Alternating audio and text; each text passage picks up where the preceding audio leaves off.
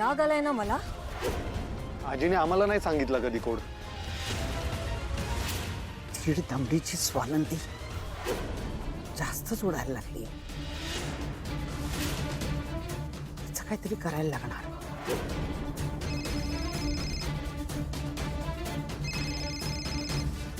Maugham, दादाचा phone. अरे मग घे ना लवकर. हा दादा. अंशू, ऐकू येते? कुठेस? मी घरी आहे दादा. काय झालं? काही काम होतं का? मला सांग, तू 15 लाख रुपये घेतलेस कंपनी अकाउंट मधनं? सॉरी, 15 लाख? 15 लाख रुपये तू कॅश घेतलीस का कंपनी अकाउंट मधनं? आणि कशासाठी घेतली होतीस? ते दादा, मेहता ऍडव्हर्टायझिंग, हा त्यांचं पेमेंट करायचं होतं ना, म्हणून काढले होते दादा कॅश. काय? पण त्यांचं बिल तर ऑलरेडी पेड केलंय. व्हॉट? हो, माय बॅड दादा. मला माहित नव्हतं. आय गेस मिसकम्युनिकेशन झालं असेल दादा. नाही नाही, थांब जरा. मी एक काम करतो, मी स्वतःच त्यांच्याशी बोलून घेतो. नको दादा, कशाला? मी बोलतो त्यांच्याशी. सॉरी, आणि मी तुला विचारायला हवं होतं आधी दादा. अर्थात विचारलं पाहिजे होतंस. आणि परत अशी गोष्ट होता का मला? हो दादा. आणि एक काम कर, पुढच्या तासाभर ते 15 लाख रुपये ऑफिसमध्ये आणून जमा कर. हा हा, बाय बाय. अंशू काय म्हणाला समोर? मॉम, दादाला कळलं मी 15 लाख घेतले होते ऑफिस मधून म्हणून, आणि त्यांनी ना तासाभरात जमा करायला पण सांगितलेत परत. पण ते पैसे तर मी गेम मध्ये हरलोय ना. मी काय करू आता? माझ्याकडे नाही आहेत 15 लाख. मॉम सांग ना. म्हणून सांगत होते ना जुगाराच्या नादी लागू नकोस म्हणून. का घेतले पैसे ऑफिस मधून? समोरला कळलं ना आता? ओव्हर कॉन्फिडन्स झाला ना आता गड्याशी. आता काय करणार आहेस? Stop it Maugham.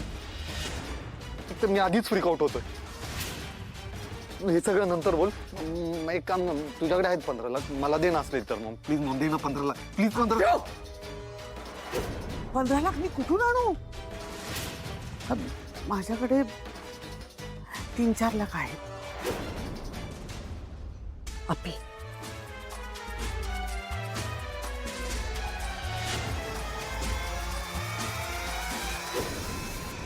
जा. Okay mamma.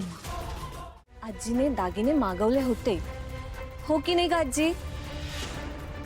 थोड्या वेळापूर्वीच आपलं बोलणं झालं की नाही दागिन्यांबद्दल. आणि बघ, तू मला म्हणाली होतीस की शशिकला आजीचा फोन येणार आहे, आणि मी फोन नेमका रूम मध्ये विसरले, तर तोच घ्यायला आले होते. हा घे तुझा फोन. तू हो पुढे, मी येते. फोन करायचा ना तिला.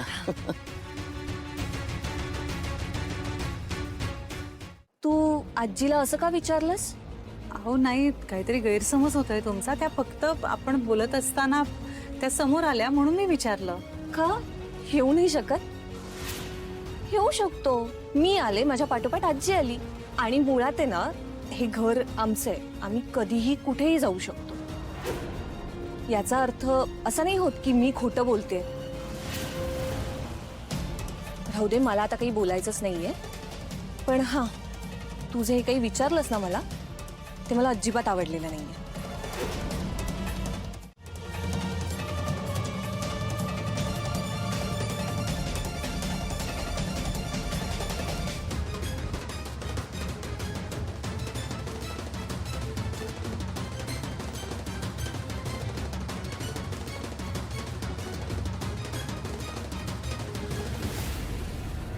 हा मरपिटा.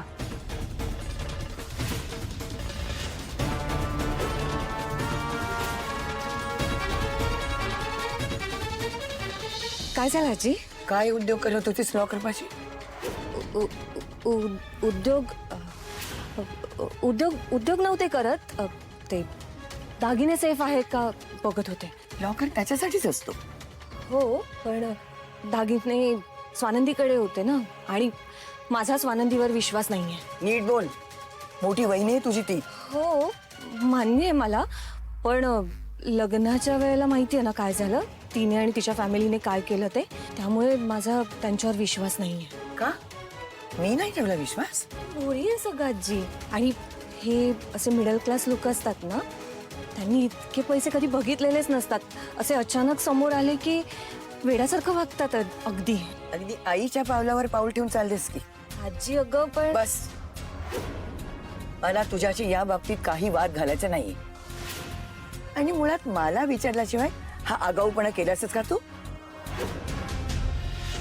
सिरियसली आजी, मी आपल्या फॅमिलीला प्रोटेक्ट करत होते आणि तू मलाच ओरडतेस. अगं ओरडत नाही ग, पण तू आता काही लहान नाहीयेस ना. आणि तू पण आता सासरी गेलीस, तिथे तुला मान मिळतो ना. का तुझ्यावर असा अविश्वास दाखवतो कोणी आणि संशय घेतं? पण आजी अगं कधी ना कधीतरी तुझ्याही हातून चुका झाल्याच असतील ना. म्हणजे चुका असं सगळ्यांकडनंच होतात ग, पण त्या सोडून द्यायच्या ग, नाहीतर जगामध्ये एकही संसार टिकला नसता. तुला हे समजायला हवं. स्वानंदी ह्या घरची सून आहे, तिला तिचा मान मिळायलाच हवा. तिच्याशी आपुलकीनी प्रेमाने वागायला हवं आपण. हे बघ, तिच्याकडे ना सतत असं हे संशयी वृत्तीनं बघणं ना एकदम चुकीचं आहे एकदम.